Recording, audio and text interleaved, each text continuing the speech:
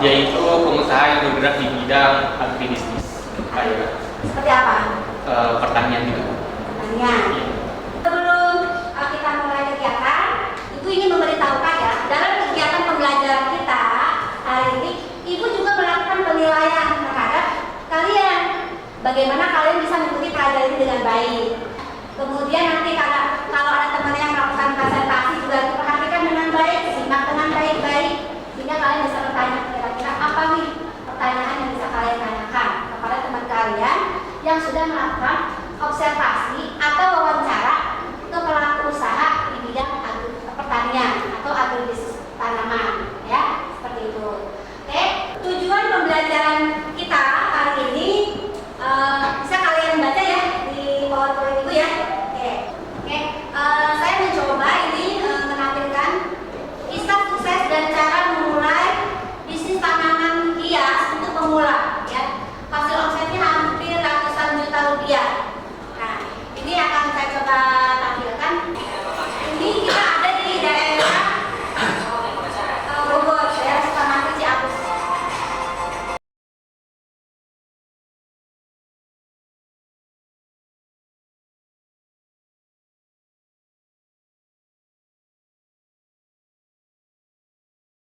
Lihat hasil tanamannya bagus-bagus ya. Lihat hasil tanaman buahnya. Bisa dilihat ternyata hasilnya juga cukup memuaskan kan? Ya, seperti itu. Ini nanti link YouTube-nya nanti Ibu akan share di grup ya. Silahkan kalian duduk berdasarkan kelompoknya masing-masing. Ya, silakan. Karena hari ini kita akan belajar presentasi di sini. Selanjutnya adalah presentasi dari perwakilan kelompok kalian ya. Oke.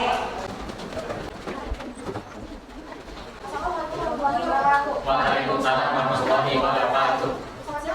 Ya. Di sini kami akan presentasikan hasil dari wawancara yang akan dilakukan pertama-tama perkenalan kami dari kelompok ini. Sebelum kami menjelaskan hasil dari wawancaranya, saya ingin mengatakan sedikit tentang pemakaian kelompok ini. Berasal dari dasar dari hidro dan monas. Hidro ini berarti air dan monas berarti kerja. Kita pengertian sebagai pekerjaan atau pengelolaan air sebagai media untuk tanaman dan tempat mengambil sehari diperlukan pada budidaya tanaman karena menggunakan tanah sebagai media tanam. Untuk elemen bahannya yang pertama ada bibit. Bibit ini dapat diuji karena hidroponik ini menggunakan teknik gerakan. Lalu ada robo ini berfungsi sebagai media tanamnya. Yang ketiga ada nutrisi agraris. Nutrisi agraris ini digunakan sebagai bibit. Lalu ada penggaris. Penggaris ini digunakan untuk mengukur agar jarak antara bibit satu dan bibit yang lainnya itu sama. Lalu ada supit. Supit ini digunakan untuk meletakkan bibit pada bentuk kelompok karena itu kecil dan sulit jika menggunakan tanah secara langsung. Dan yang terakhir ada cutter. Ini untuk mengulangi kelompoknya untuk masukkan benih tersebut. Kelebihan dan kekurangan tanaman kami. Nah, kelebihannya itu yang pertama penggunaan lahan lebih efisien. Yang kedua, tanaman berproduksi tanpa pengingatan tanah. Yang terakhir, pengenalan hama dan penyakit lebih mudah. Sedangkan kekurangannya itu pertama modalnya cukup besar. Yang kedua, pemeliharaan tentu masih sulit didapatkan. Yang terakhir, pada mutu susah kapasitas mengelola air lebih kecil daripada di tanah. Nah, cara melakukannya yaitu cek kualitas air, yang kedua cek kuantitas nutrisi, dan cek tanaman secara berkala, buang tanaman yang tidak sakit, dengan bersihkan wadah media tanam secara berkala. Kami mewawancarai perusahaan Itifam Hidroponik yang berdiri pada tahun 2019 namun baru aktif pada tahun 2020. Alamatnya ada di Perumahan Kuala Penuripan, Kawasan Kota Padi, Utara. Alat-alatnya seperti yang sudah dijelaskan oleh teman saya yaitu ada bibit, 20, nutrisi agraris, penggaris, cutter, dan juga supit. Alasan mereka memilih usaha ini yaitu karena non-pestisida sehingga lebih sehat, juga sebagai hobi dan usaha yang menjanjikan. Cara penanamannya itu secara generatif. Banyaknya panen itu sebanyak 1-2 kali setiap bulan tergantung jenis tanamannya. Cara perawatannya yaitu dihindari dari hama dan pemakaian rutin herbicida. Untuk yang tadi seperti yang sudah disebutkan itu nutrisi remix. Nutrisi remix ini tergolong pupuk yang organik, itu bukan dari tumbuhan atau dari sampah-sampah dan lainnya, itu dari bahan-bahan organik. Dan juga modal untuk usaha ini dibuka awalnya itu bukan lagi kita bank miliar, karena seperti yang ada di tempatnya itu fasilitasnya cukup untuk sebuah perusahaan, itu cukup besar juga untuk menampung seluruh tumbuhan yang ada di sana. Dan untuk pemasarannya dibolongkan menjadi 3 jenis, yaitu seorang reseller supermarket, seorang reseller supermarket atau distributor, dan juga endorser. Endorser adalah seseorang yang datang ke kebenaran tanpa sebuah kata. Dan yang keempat, omsetnya sendiri ini masih dirahasiakan oleh perusahaannya, yaitu Ivan Elektronik, tapi diperkirakan oleh mereka omset yang mereka targetkan yaitu sekitar 50 juta. Dan untuk kendalanya saat awal-awal hujan itu akarnya itu akan rawan jamkan, dan juga tanamannya akan kekurangan asupan matahari dan juga terkena hybrid, sehingga nutrisi yang dibutuhkan tanaman itu kekurangan atau kelebihan juga hingga daun kering dan tanaman. Pesan-pesan yang disampaikan oleh petani yang diwawancara yaitu pesan attitude-nya sopan, belajar untuk tahu dulu.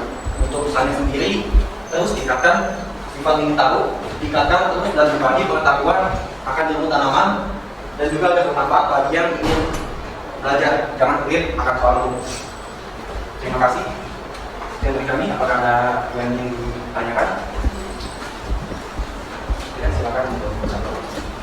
Bagaimana cara perusahaan menyikapi hama yang mengganggu tanaman mereka? Yang sudah disebutkan di PowerPoint tadi, yaitu tanaman-tanaman ini bebas dari pestisida, yaitu jadi perusahaan ini tidak menggunakan pestisida sama sekali. Mereka menggunakan cara organik seperti cairan bawang putih yang ditumbuk dan juga direndam selama 1 hari. Kemudian sehabis itu disemprotkan kepada tanaman-tanaman yang ternama. Dan juga cara lain yaitu cabai kering. Mereka menjemur cabai hingga kering, hingga kemudian dituangkan ke dalam kompres atau air. Nanti air tersebut bakal digunakan ke semprotan untuk membersihkan tanaman. Sebelumnya menampilkan video hasil wawancara.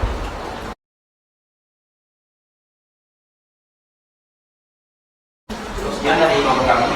Kalau yang mau Assalamualaikum warahmatullahi wabarakatuh.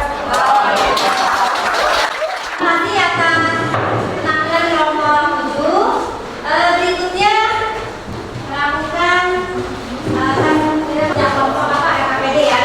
LKPD yang berikan ya. Silakan tulis anggota kelompoknya kemudian dikerjakan.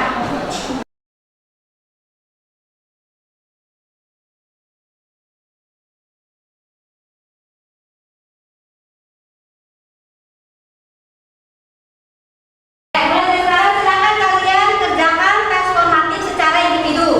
Ya, silakan.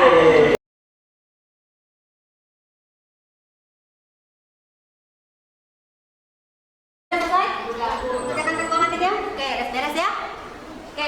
Ibu ingin memberikan penghargaan kepada 2 kelompok yang tadi sudah berani tampil ke depan kelas ya.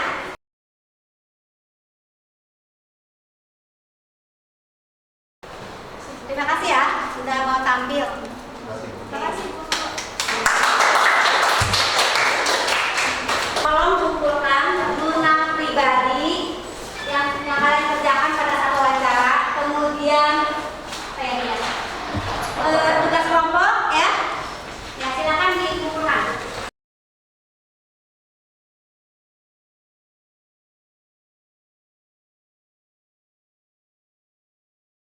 Nah, sekarang ibu mau bertanya nih.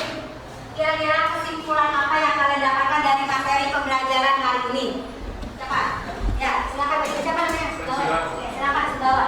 Yang saya dapatkan dari materi hari ini yaitu agriculture adalah sebuah inovasi yang menarik dan menjanjikan di masa era revolusi industri 4.0 sekarang ini, karena menjadi penggunaan yang kompeten dan mengikuti perkembangan kemajuan zaman seperti mampu melihat dan memanfaatkan peluang dari bidang pertanian. Kedua, mampu berkarya dengan inovatif, produktif, dan efisien dalam bisnis pertanian, seperti memasarkan produk-produknya melalui e-commerce yang ada di Indonesia, membuka website penjualan, dan memanfaatkan media sosial seperti Instagram, Facebook, dan Twitter sebagai media pemasaran.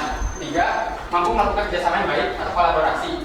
Oleh karena itu, agripreneur merupakan salah satu pilihan karir yang inovatif di masa sekarang ini, karena merupakan salah satu karir yang inovatif, produktif, mempunyai peluang yang besar dengan jangka panjang, dan mampu mengikuti